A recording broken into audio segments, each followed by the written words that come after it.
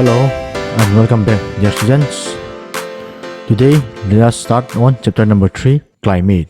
The atmospheric conditions of a place given at a time show the weather of that place. It may be rainy, sunny, etc. And that refers to the weather, and thus weather refers to a state of the atmosphere over an area of a given time. But on the other hand, climate refers to the sum total of weather conditions of a large area for a long period of time. That is about a period of 35 years. And as we all know, India has a monsoon type of climate. By monsoon type of climate, it means the Indian climate is influenced by the winds which are called monsoon winds. And when these winds blows over the warm oceans, they pick up moistures from the oceans, and which results in rainfall in India. And this is why we have a common rainfall in India. And next we will study about climatic controls in India, or the climatic controls of a place influence. So the climate of any place is influenced by the following. Number one is latitude, altitude, pressure and wind system, distance from the sea, ocean currents, and relief features. Onshore winds blow from sea to land, while offshore winds blows from land to sea. When you say onshore winds, it is the winds that blows from sea to land, and offshore winds are the winds that blows from land to sea. So don't get confused. And the side of a mountain that faces the wind is called windward side, while the other side is known as leeward side. You have to know that windward side and leeward side. Windward side is the side that faces the wind, and while the other side is known as the leeward side. A rain shadow area generally occurs on the leeward side of the mountain. Suppose let's say on the windward side, sometimes there a rain appears, but on the leeward side, there the rain does not reach, and hence it is known as rain shadow area. And next, coming to the point, that is the factors affecting climate in India. Factors affecting climate in India will be latitude, altitude, pressure and winds. And pressure and winds, we have this CORIOLIS force, jet stream, western disturbances. So coming to the next is latitude. You know that if you look at the figure, there you will see the Tropic of Cancer divides the country into two halves. The southern half lies in the tropical zone, whereas the northern half is in the subtropical zone. So the climate of India has features of both tropical and subtropical climates.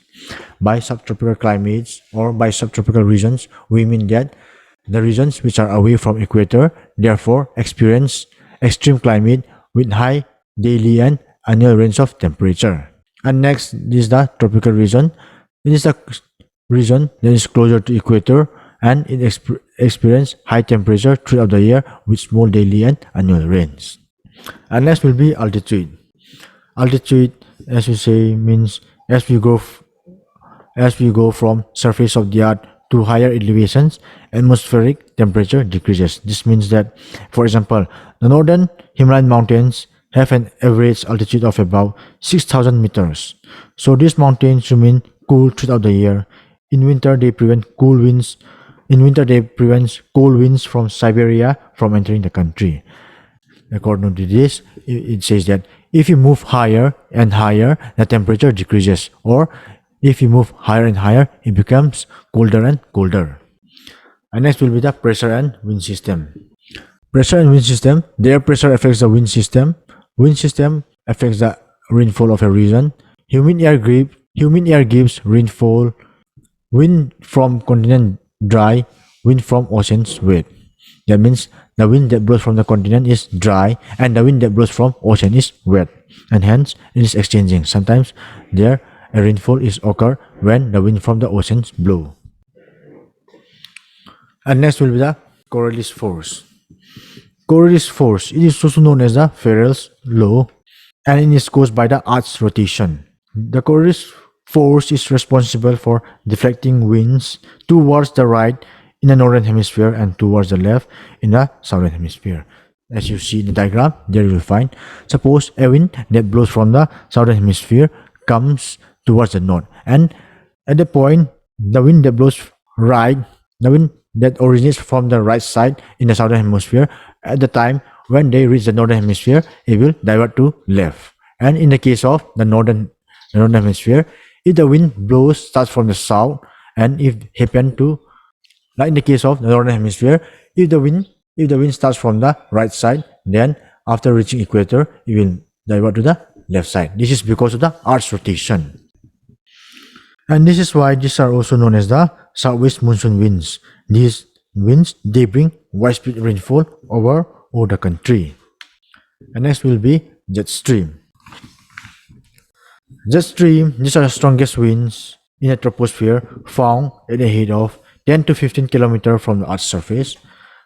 You know that atmosphere, there's a layer, there are 4 layers in the atmosphere, and the highest is mesosphere. Sorry, we have 5 layers of atmosphere: mesosphere, thermosphere, stratosphere, troposphere, and troposphere is the lowest layer in the atmosphere, which is closest to the Earth. And in this troposphere, we found strongest winds, and the speed of this is about 110 km per hour to 105 km per hour. And a number of jet streams have been identified. Mid-latitude and subtropical jet streams are the most constant. As you can see in the figure, those are the jet streams that you find in the troposphere. And next we have western disturbances. By western disturbances, we mean the temperate cyclones of the winter months brought in by the westerly jets from the Mediterranean region.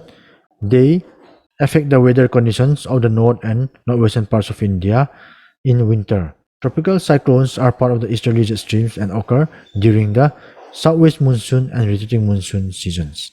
These cyclones affect the coastal regions of Andhra Pradesh and Odisha. As you can see in the figure, these western disturbances are the temperate cyclones that originate from the Mediterranean Sea, and they affect the north and northwestern parts of the country, that is India.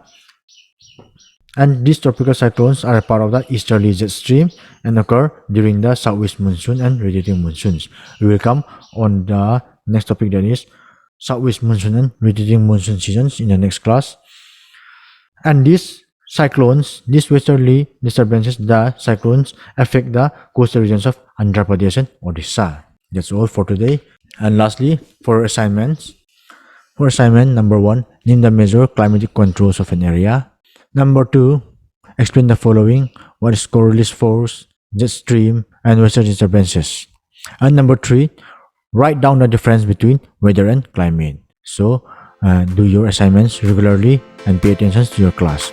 So I'll see you next time, and submit your assignment when the lockdown is lifted. Stay home, stay safe, and thank you.